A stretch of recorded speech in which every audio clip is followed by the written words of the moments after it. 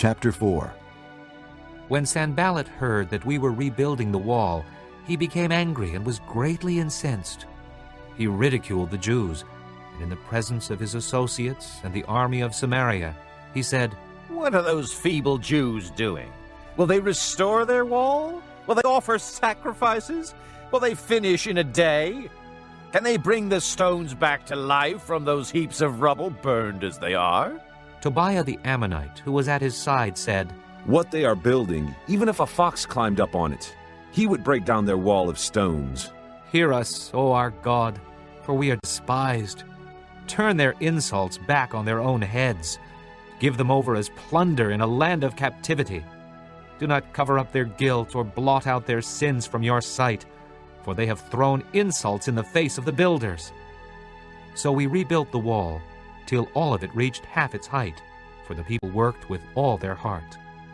But when Sanballat, Tobiah, the Arabs, the Ammonites, and the men of Ashdod heard that the repairs to Jerusalem's walls had gone ahead, and that the gaps were being closed, they were very angry. They all plotted together to come and fight against Jerusalem and stir up trouble against it. But we prayed to our God and posted a guard day and night to meet this threat. Meanwhile, the people in Judah said, "The strength of the laborers is giving out, and there is so much rubble that we cannot rebuild the wall." Also our enemies said, "Before they know it or see us, we will be right there among them, and will kill them and put an end to the work." Then the Jews who lived near them came and told us 10 times over, "Wherever you turn, they will attack us."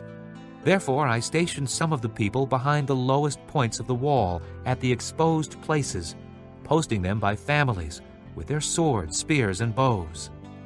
After I looked things over, I stood up and said to the nobles, the officials, and the rest of the people, "Don't be afraid of them.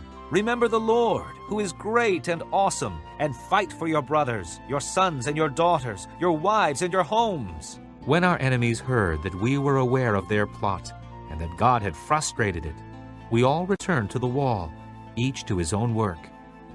From that day on, half of my men did the work, while the other half were equipped with spears, shields, bows, and armor.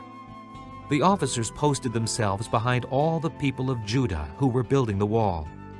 Those who carried materials did their work with one hand and held a weapon in the other, and each of the builders wore his sword at his side as he worked.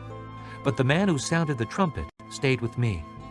Then I said to the nobles, the officials, and the rest of the people, "The work is extensive and spread out, and we are widely separated from each other along the wall.